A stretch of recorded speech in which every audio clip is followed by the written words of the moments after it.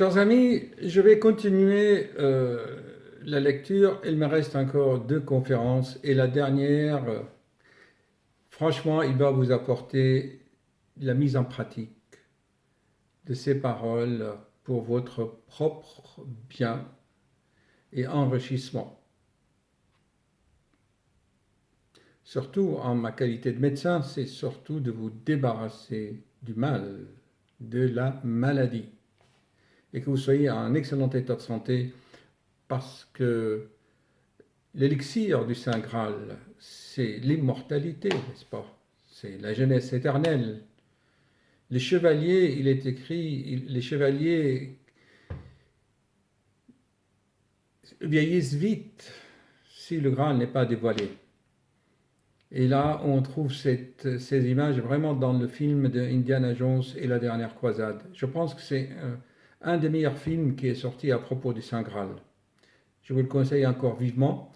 Et d'ailleurs, dans ce film, il a des bribes quand même de vérité, notamment, tiens, bah aujourd'hui, ce soir, je vais vous relire une bonne conférence qui s'appelle Moralité. Moralité. Une sombre nuée d'orage s'étend sur l'humanité. L'atmosphère est étouffante, indolente, la capacité intuitive individuelle travaille sous une pression accablante. Seuls les nerfs qui agissent sur la vie des sens et des instincts sont tendus à l'extrême, artificiellement excités par l'erreur d'une fausse éducation, d'une fausse attitude et de l'illusion que l'on a de soi-même.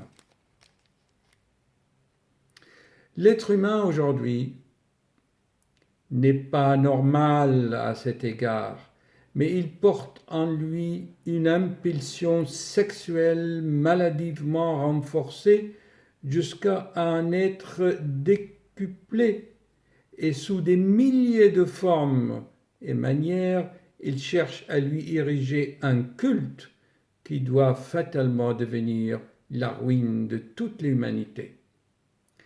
L'auteur de Message Viral déconseille bien sûr les commentaires, mais comment voulez-vous de ne pas vous transmettre ces conférences puisque dans mes consultations de cardiologie de tous les jours, rien qu'aujourd'hui j'ai vu 3 patients âgés entre 65 et 75 ans.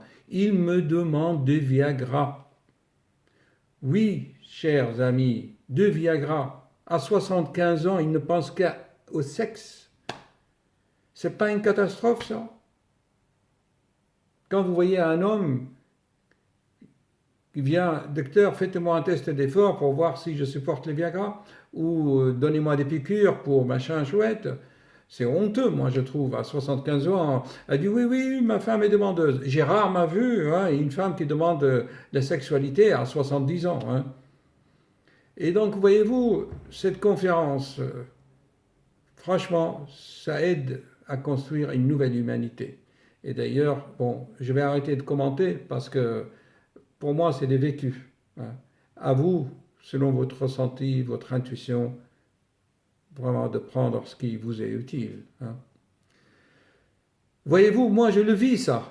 Quand il dit l'être humain d'aujourd'hui n'est pas normal à cet égard, mais il porte en lui une impulsion sexuelle maladivement renforcée jusqu'à en être décuplé, et sous des milliers de formes et de manières, il cherche à lui ériger un culte qui doit fatalement devenir la ruine de toute l'humanité. Mais ça, ces paroles, moi, je les vis tous les jours. Je vois. Lecteur, vérifiez mon cœur.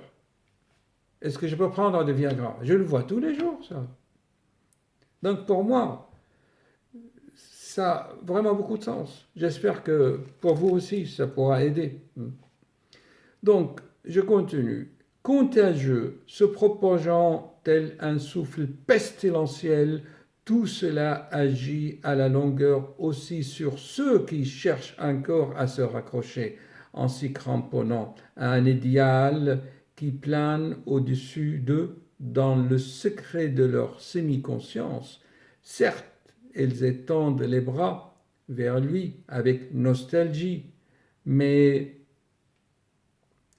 il les laisse constamment retomber en soupirant dessus, désespérés, lorsque le regard se pose sur l'entourage. En immense impuissance, il voit horrifié, avec quelle rapidité gigantesque la claire vision de la moralité et de l'immoralité se trouble, comment la faculté de juger se perd et comment la capacité d'entendement en ce domaine se transforme à tel point que beaucoup de choses qui peu avant auraient déclenché le dégoût et le mépris sont acceptées très vite comme étant toutes naturelles et sans que l'on en soit même surpris. Mais la coupe sera bientôt pleine à ras bord. Il faut que survienne un terrifiant réveil.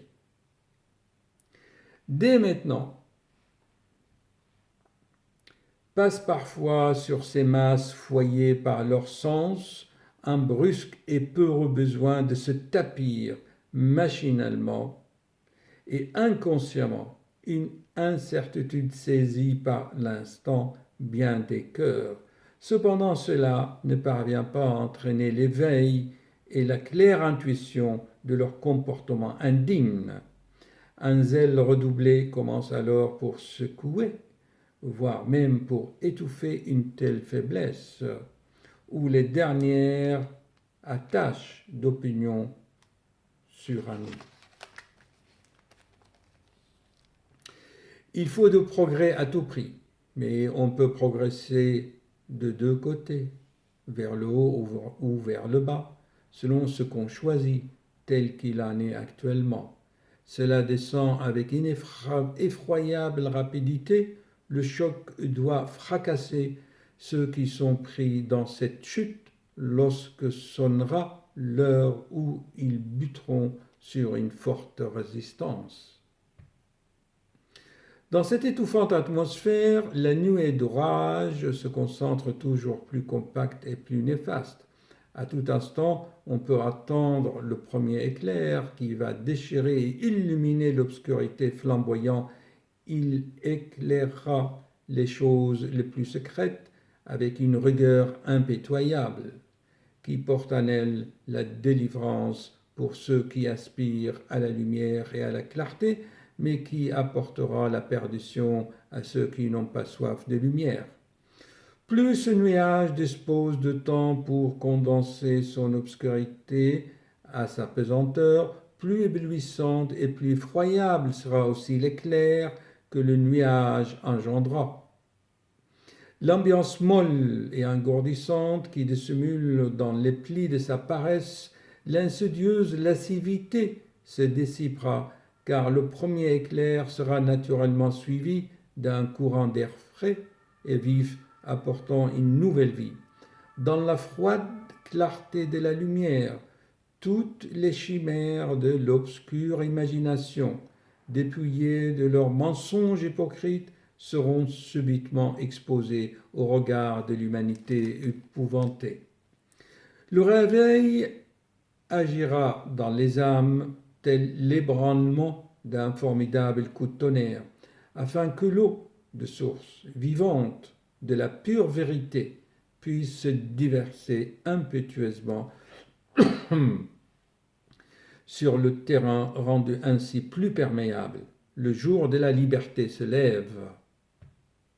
C'est la libération du joug d'une immoralité, joug d'une immoralité qui existe depuis des milliers d'années et est développée maintenant à sa plus haute floraison. Regardez autour de vous, considérez les lectures, les danses, l'habillement. L'époque actuelle s'efforce plus que jamais, en abattant toutes les barrières entre les deux sexes, de troubler systématiquement la pureté de l'intuition, de la dénaturer ainsi par cette altération et de l'affaiblir de masques trompeurs afin de l'étouffer finalement dans la mesure du possible. Je m'excuse, je ne dois pas faire de commentaires, mais l'auteur, ceci est écrit dans les années 1940. Donc vous voyez, 1940. Ce texte a été écrit. Il est toujours vrai. Bien sûr, l'auteur a modifié. Il avait écrit en 1924, il a fait beaucoup de conférences à partir de 1920, puis il a fait euh, un ouvrage également en 1931. Ensuite, il a organisé finalement la forme finale ici. Les humains étouffent les scrupules qui s'élèvent en eux par de belles paroles qui, examinées avec rigueur, n'émanent que de l'instinct sexuel, qui vibre en eux, afin d'alimenter constamment les désirs sous d'innombrables formes, adroitement et maladroitement, secrètement et ouvertement. Il parle d'un prélude à une humanité libre et indépendante, d'une évolution pour le renforcement intérieur, de la culture du corps, le culte du corps, la chute de l'Empire romain. Beauté de la nudité, beauté de la nudité, du sport anobli et de l'éducation pour rendre vivante le devise au pur, tout est pur. Bref, élévation du genre humain par l'élimination de toute pudeurie. Il n'y a plus de pudeur. Pour créer ainsi l'être humain noble et libre qui doit porter l'avenir. Malheur à celui qui oserait y contredire, ou au milieu d'un grand tumulte. Un tel téméraire sera aussitôt lapidé d'injures semblables aux affirmations selon lesquelles seules des pensées impures peuvent le pousser à y trouver quelque chose. Eh oui. C'est un tourbillon furieux d'eau putride d'où se propage une atmosphère engourdissante et vénéneuse qui, telle l'ivresse de la morphine, suscite des illusions foyant l'essence, dans laquelle des milliers d'êtres humains se laissent constamment glisser jusqu'à ce qu'ils y sombrent épuisés. Le frère cherche à instruire la sœur, les enfants leurs parents. Un raz-de-marée déferle sur tous les humains et un violent ressac se montre là où quelques êtres réfléchis, écœurés, se tiennent encore solitaires comme des rocs dans la mer. Beaucoup de ceux dont les propres forces menacent de s'épuiser dans ce déchaînement se cramponnent à eux. On aime aller voir les petits groupes qui se dressent comme des oasis dans le désert. Comme celles-ci, ces groupes sont réconfortants, invitent au repos et à la détente le voyageur qui a pu, en luttant péniblement, traverser le sillon menaçant de la destruction. Ce qui aujourd'hui, sous de tant de jolis prétextes, est prêché en faveur du progrès, n'a rien d'autre qu'un encouragement voilé à une grande impudicité, un empoisonnement de toute intuition supérieure en l'être humain. C'est la plus grande épidémie qui ait jamais frappé l'humanité.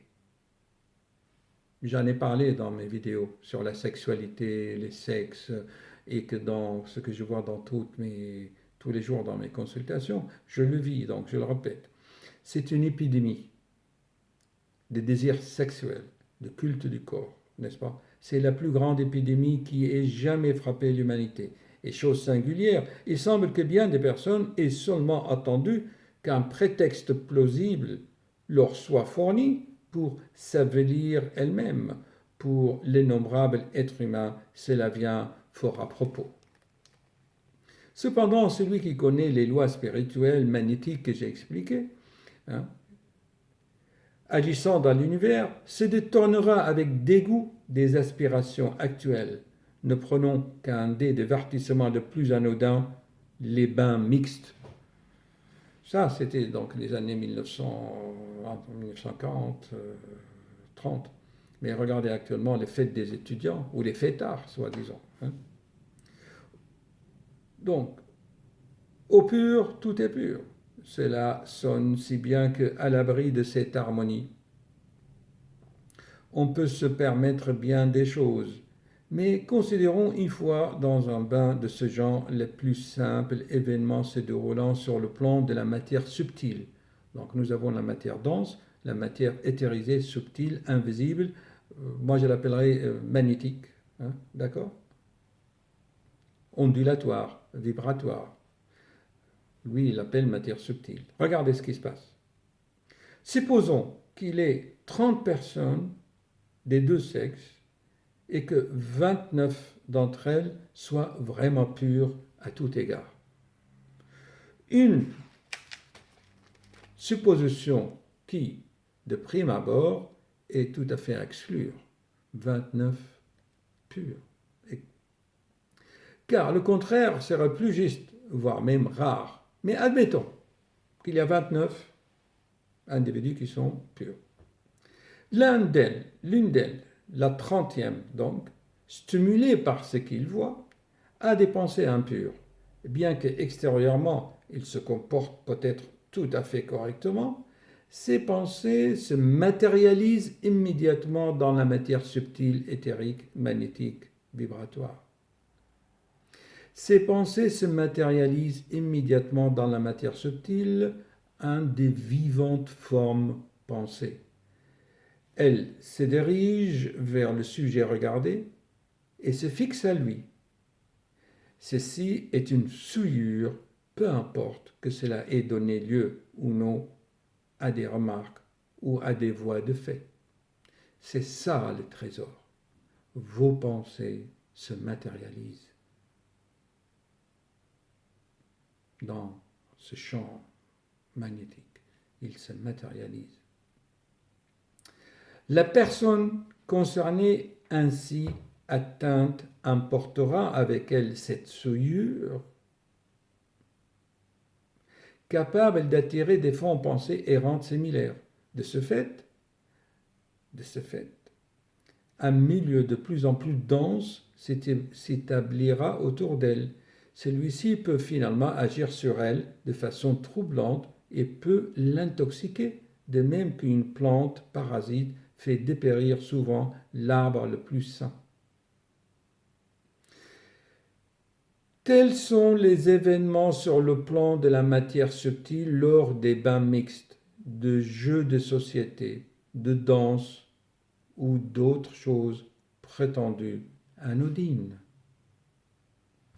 Or, il faut considérer qu'en tout cas, vont dans ces bains et à ce divertissement précisément tous ceux qui cherchent particulièrement à exciter leurs pensées et leur sens par ce qu'ils voient. Il n'est pas difficile d'expliquer quelle fange est ainsi cultivée sans que rien ne puisse être remarqué extérieurement sur le plan de la matière dense. L'être humain ressent tout ça. Il est tout aussi évident qu'en s'accumulant et se condensant sans cesse, cette nuée de formes pensées sensuelles finit peu à peu par influencer d'innombrables personnes qui ne recherchaient pas d'elles-mêmes ce genre de choses. Des pensées analogues montent en elles, d'abord faibles, puis plus fortes et plus vivantes, alimentées constamment par diverses formes de prétendus progrès dans leur entourage. C'est ainsi que, l'une après l'autre, elles glissent dans le fleuve sombre et visqueux dans lequel la possibilité de concevoir les notions de vraie pureté et de moralité s'obscurcit de plus en plus pour finalement tout entraîner dans la profondeur de l'obscurité la plus totale. Les occasions et incitations au foisonnement de telles aberrations doivent être supprimées en premier lieu. Ce ne sont que des foyers d'incubation dans lesquels la vermine pestilentielle d'êtres humains immoraux peut jeter ses pensées qui jaillissent en pullulant et qui, dévastatrices, se déversent sur toute l'humanité, créant sans cesse des nouveaux foyers d'incubation. Finalement, ceux-ci ne forment plus qu'un gigantesque champ de plantes repugnantes dont émane un souffle empoisonné qui étouffe en même temps ce qui est bon. Arrachez-vous à ce délire qui, tel un narcotique, fait miroiter un affermissement, alors qu'en réalité, il affaiblit et il détruit. Il est naturel, quoique affligeant, que ce soit à nouveau, justement, le sexe féminin qui, en premier lieu, dépasse toute mesure et par son habillement se soit ravalé au niveau de la prostituée. Mais ceci ne fait que prouver l'exactitude des explications concernant les événements sur le plan de la matière subtile.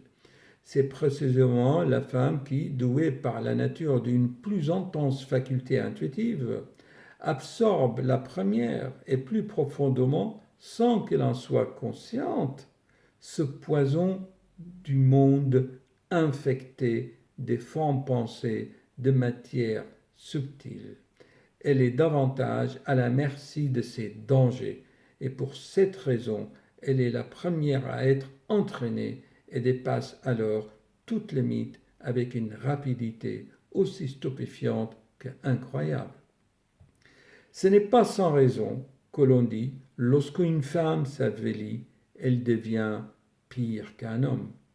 Cela vaut dans tous les domaines, que ce soit dans la cruauté, dans la haine ou en amour. La manière d'agir de la femme sera toujours un produit du monde de la matière subtile qui l'entoure.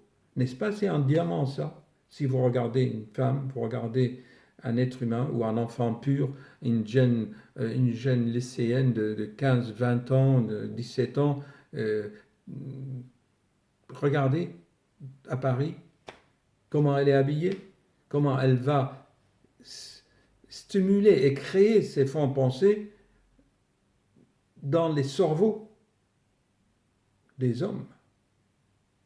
Au pur, tout est pur. Excusez-moi, je ne dois pas commenter, mais c'est plus fort que moi.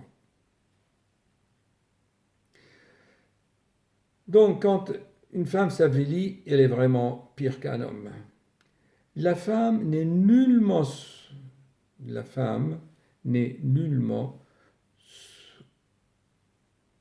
elle n'est nullement soustraite à cette responsabilité. Elle est capable d'observer les impressions qui l'assaillent, de diriger son propre vouloir et son action selon sa volonté, si elle le veut. Que la majorité d'entre elles n'ait malheureusement pas agi ainsi est une faute du sexe féminin. Faute qui n'est due qu'à son ignorance absolue en ces choses. C'est-à-dire, la femme ne sait pas qu'elle crée des fonds pensées dans les cerveaux. Hein, car ou ce qu'on dit dans le langage populaire, elle est allumeuse, ou elle est provocante, ou elle est aguichante. Vous voyez? Mais tout ça, les cerveaux fabriquent, travaillent. Mais ce qui est grave pour l'époque actuelle, c'est qu'en réalité, la femme a dans la main l'avenir du peuple. Elle le porte parce que son état d'âme est plus incisif sur la descendance que celui de l'homme. Quelle décadence doit en conséquence apporter l'avenir? C'est inéluctable. Avec des armes, de l'argent ou des inventions, on ne pourra l'arrêter, pas non plus par la bonté ou une politique avisée. Il faut qu'interviennent des moyens plus profondément incisifs. Mais la femme n'est pas seule atteinte par cette immense culpabilité. Elle ne sera toujours que le fidèle reflet de ce monde des formes pensées, qui campe au-dessus de son peuple. Il ne faut pas l'oublier. Respecter, je répète, respecter et honorer la femme en tant que telle, et elle se modèlera en conséquence. Elle deviendra ce que vous voyez en elle, et ainsi vous élevez votre peuple tout entier. Ça, c'est des diamants. La femme est plus sensible que l'homme. Elle est supérieure à l'homme dans ses intuitions. Mais il faut auparavant que les femmes subissent une grande métamorphose. Telles qu'elles sont actuellement, une guérison ne peut résulter que d'une opération radicale avec une intervention violente et impitoyable qui sectionnera toute tumeur avec des scalpels acérés pour la jeter au feu. Sinon, elle détruirait encore toutes les parties saines. Le temps actuel se hâte vers cette opération indispensable sur toute l'humanité. Vite, toujours plus vite, et finalement, il la provoque lui-même. Ça sera douloureux, terrible, mais la guérison en est le terme. Alors seulement le temps sera venu de parler de moralité. Aujourd'hui, cela se perdrait comme des paroles prononcées dans la tempête. Mais quand l'heure sera passée, où cette Babel de perdition aura fatalement disparu, parce qu'elle se sera effondrée sur elle-même dans sa corruption, alors, observez le genre féminin. Sa manière de se comporter vous montrera toujours comment vous êtes, parce qu'il vit dans sa capacité intuitive plus fine ce que veulent les formes pensées. Quelle subtilité extraordinaire. Cette circonstance nous donne aussi la certitude que, par des pensées et des intuitions pures, la féminité sera la première à prendre son essor vers cet idéal qui nous considérons comme la noblesse de l'être humain. Alors la moralité aura fait son entrée dans tout l'éclat de sa pureté. Point. Voici, chers amis, je pense qu'il y a beaucoup de notions, beaucoup de travail à faire. Les femmes sont inconscientes vraiment de pouvoir qu'ils ont sur les peuples. N'est-ce pas? On dit parfois derrière chaque homme il y a une grande femme. Regardez Napoléon, regardez beaucoup de gens, n'est-ce pas? Donc, je n'ai pas le droit de vous influencer avec mes liens que j'ai créés moi-même ou mes exemples. L'auteur n'est pas du tout pour cela. L'auteur veut qu'on lit chacun ses conférences et chacun en fait ce qu'il veut. Voilà. Donc, moi, mon but, c'était de partager les 5-6 premières conférences avec vous. Il reste une conférence qui s'appelle Éveillez-vous, je vous lirai demain ou après-demain. Et dans cette conférence, il y a vraiment la mise en pratique et pour vous, pour votre bien, pour votre santé et vraiment pour avancer, pour que notre planète, tout simplement, soit un jardin fleuri, comme je l'ai toujours dit dans mes vidéos. Et la femme est supérieure et c'est l'avenir de l'homme. Tout le monde le dit d'ailleurs, n'est-ce pas? Chers amis, je vais essayer de vous mettre un peu de musique avec cette tablette. Je vais voir si j'arrive. Voilà. Et je vous laisse avec cette musique. Voilà, je pense que... Voilà. Bon, bah écoutez, à bientôt.